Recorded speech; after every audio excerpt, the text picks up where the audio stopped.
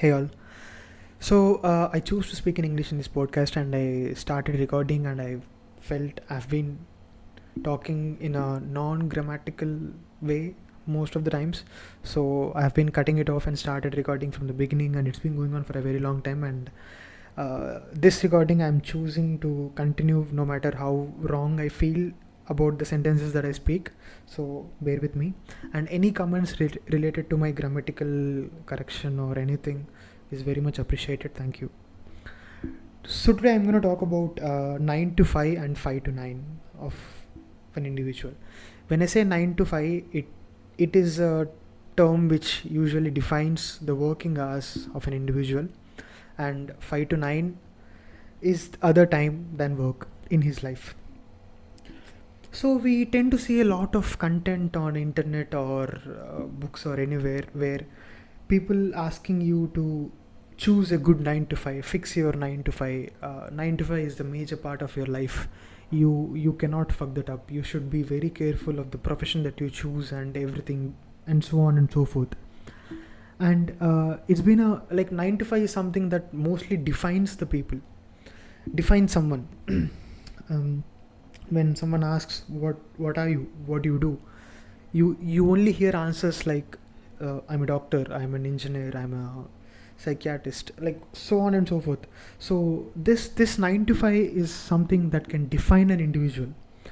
So it's been given, I believe it's been given the highest importance in someone's life about the profession that they choose to work and how they identify themselves as.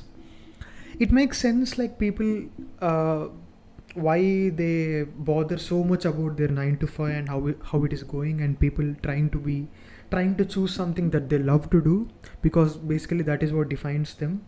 And it totally makes sense to that extent. Things go rough when people have to do some 9 to 5s, I mean jobs or professions which they are not interested in. I'm gonna consider a lot of Indians, especially South Indians, because that's where I'm from, and I see a lot of people doing jobs which they are not interested in, which were not chosen by themselves, but yet they are stuck to do it, and they have to do it, and they are doing it right now, and they will be doing it too. I'm gonna pick up a profession as an example throughout this audio. That is software job, IT jobs. I see most of the youth are focused to get an IT job, because one thing, it is easy, and second, it pays really well. So people tend to choose a lot of software jobs and software professions, and in the next part of the life they start complaining about it to an extent that it starts to affect their own life. When I say complaining, it could be any of the complaints. Let's say they're not satisfied with the job, or secondly, they have a lot of work pressure going on, or their workplace is not friendly, they're not feeling comfortable to do the work that they're asked to do, or they don't feel happy to work under someone. These can be a lot of complaints that we can pick out when someone is not satisfied with their 9 to 5. This dissatisfaction about 9 to 5 will not only remain in that 9 to 5, but will come out of it, and it'll start affecting the 5 to 9. When I say 5 to 9, the other part of life, there are a lot of other things that someone can do apart from the work that they do. It's very evident. You have so many hours other than working hours in your life, and you can choose to do anything you want. But yet, as 9 to 5 is considered as a crucial part in someone's life, they let it affect them totally, ruining their 5 to 9 too. I've seen so many cases where people go depressed, and they're not happy with the way 9 to 5 is going on, so they let 5 to 9 also fuck up, and an entire day is fucked up. Now, to my question, why not we focusing on 5 to 9? Why someone is not focusing on 5 to 9 of their life, leaving 9 to 5 aside for a while? It seems to make a little sense to me now, because people are used to blame things which are not in their control, so that they can get the relaxation over other things. When I say blaming and relaxation game, let's say someone is trying to go to gym and get a be healthier and get fitter. They can have a blame on their corporate job 9 to 5. They can say that my work schedule is so fucked up that I am not feeling enough energy or motivation after my work to go to gym. When they say this complaint, it's our brain can easily accept it as an excuse and can give us the leisure to skip gym for the day, because that is a root cause which is not in our control. You cannot control your work pressure, or you cannot change the job entirely in such a way that it will not affect you. So job is something which people are bound to do nowadays, because that's what pays for the living, and that is the important part, and they don't want to get rid of the standard ideal human community. So like doing a job is, it's like the most idealistic thing to do. So that could be the reason, or it pays also. So someone cannot quit a job, like most people can't quit a job. So our mind tends to take put the blame on something which is not in our control, so that we won't even be feeling guilty about the things that we are missing out using that blame. So now, to skip gym for the day, I have a very strong excuse, because my work life is fucked up. I have a serious issue going on in my work today. So that's all. Like, what can I do? I can't do anything about it. But there can be other reasons for you to choose not to go to gym that day. One thing, it could be because of your laziness. You're not feeling motivated to go to gym. You cannot use that as your primary excuse, because that can be worked on. Your laziness can be worked on. You can push your ass off and go to gym. That is a possibility there. But as we choose to be in comfort zone, as we choose ourselves not to give any pain to our physical self or mental self, we choose a reason which is not in our control and which cannot be resolved, so that we can be settled in comfort zone for as long as possible. So my entire point here is, our 5 to 9 is totally in our hands, and it we cannot let it ruin because our 9 to 5 is ruined. I honestly believe that if someone wants to fix their life altogether, like let's say someone is totally lost track of where his life is going or something of that sort, he or she should start fixing that up by fixing 5 to 9 first, because that is something which is really in our hands. If we stop our brain to make the blame game, it's really easy to start working on things which will give you happiness during your 5 to 9. And once your 5 to 9 is fixed, you can choose whether to work on your 9 to 5. I mean, the satisfaction and happiness in 9 to 5, you can either choose to work on it, or you can even be satisfied with the how the way your 5 to 9 is going on. So yeah, that is my point here. Why we should focus on 5 to 9, and why we should not let our 9 to 5 affect our 5 to 9. And now coming to the point where I mentioned the comfort zone, how our mind chooses comfort zone over anything else. Now we can look back into our past and think what we have been doing in our 5 to 9 for the last 2-3 years, or for the last 1 year. I'm not generalizing here, but to say, I feel most of the people spend their 5 to 9 choosing relaxation or doing things that will give them instant happiness, or instantly satisfying things, is what people mostly spend their 5 to 9. A good example of that would be social media like Instagram, Facebook, watching reels or something, or movies, sports, etc. and etc. So when can we call a 5 to 9 a good 5 to 9 is the next question. I believe sports, movies, Instagram are just basically time killers. When I say time killer, movies, there can be very good movies, so I can we can exclude some genre of movies. When you see watching sports, if you're not into that sport, you just watch it and don't take any effort to play it. That can count as a time killer as well. So people choose to kill the time by using Instagram or Facebook or watching sports or etc. So anything that kills time, I don't see it a good 5 to 9 spent, because instead we can use that over a lot of other things which will give us happiness in a longer period of time. As we were talking, our mind mainly focuses.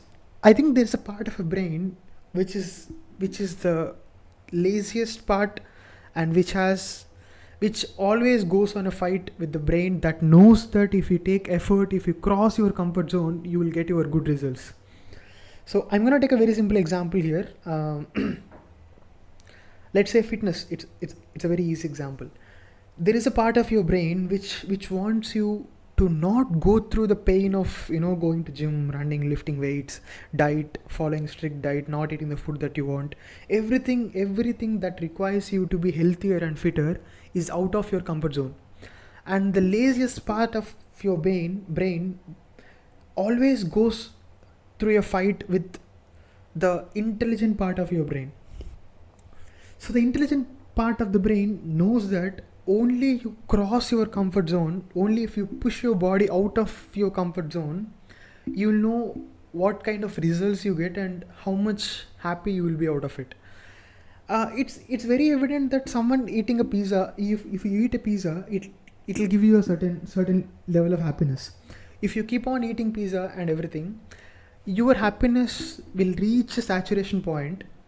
Like the food you eat, the happiness that you get out of eating food that is not healthier and not taking any physical exercise and being relaxed all the time, I feel there is a point of saturation where it will reach, and your lazy part of the brain will push you to keep that saturation as is. But your intelligent part of the brain knows that if you cut these things, if you cut the saturation point, and if you push your body over the threshold, over your comfort zone, you can get happiness that is more than what you've been experiencing so far. And this constant fight happens in every individual.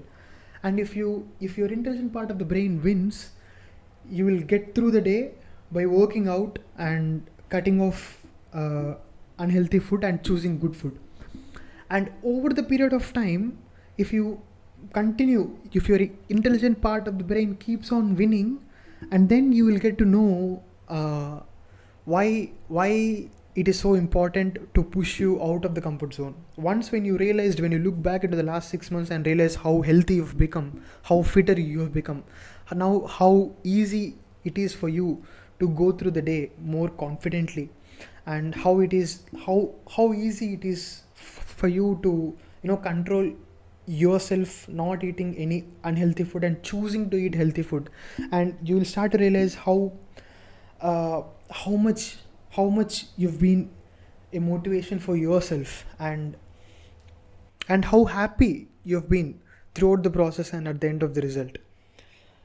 So what I'm trying to say is that we can do things out of our comfort zone which will give us happiness and some sense of satisfaction and high, which is surely more than what we are used to experience throughout our years of laziness and lethargy.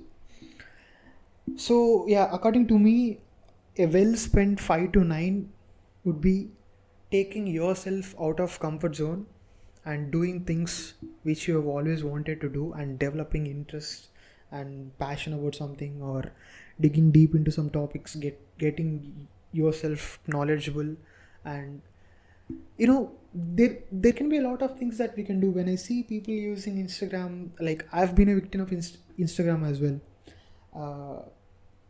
We see people scrolling through Instagram for hours and hours, and when you calculate the actual hours for a year or for a month, it is so huge. It's like almost half of your 9 to 5 hours. So it's outrageous. So yeah, and the reason why I'm putting up the video of me juggling balls is that that is something that I choose to do in my 5 to 9, which I always wanted to do and which I thought gives me happiness. And I'm learning juggling, and it's a good step for me.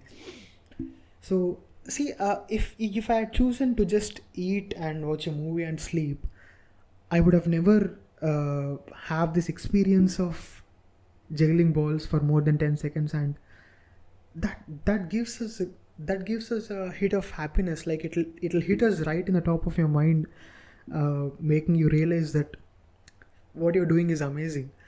Once you get a taste of that, I think you will start to progress. You will start to pick things that'll give you happiness. In this entire world, you see people doing a lot of things. Like there are a lot of things to do. It cannot be like, it is not limited. When you see unlimited things to do, unlimited experiences to have, I don't know how people are limiting themselves to a very limited source of actions like Instagram or movies or sports, limited sports. Uh, that I think I don't know I don't know how to even explain it. So developing your skills, like trying to do new things, is something which will help you to connect with more people as well. We see people, we know how connecting with new people and meeting new people is really good for us, like, which is a very good experience. In reality, you cannot sync up with a stranger or with someone new when you don't have something interested to talk about. You can't talk about Instagram reels, you can't talk about movies and cricket all the time. You need to have something that has stories. You need to have some interest. I don't know, you should have developed some character when you want to go out and meet people. And that development of character happens in 5 to 9. So all I wanted to say here is, let's not let our lazy part of the brain win over the smart part of our brain. Let's go beyond our comfort zone. Let's not have a very routine 5 to 9 or a lazy 5 to 9. Let's handpick things that we always wanted to do in our life, and let's start doing them right away. And let's not make our 5 to 9 be ruined by our 9 to 5. Yes, we can fix our 9 to 5, that is there, but let us fix our 5 to 9 first, which is in our hands. That's all.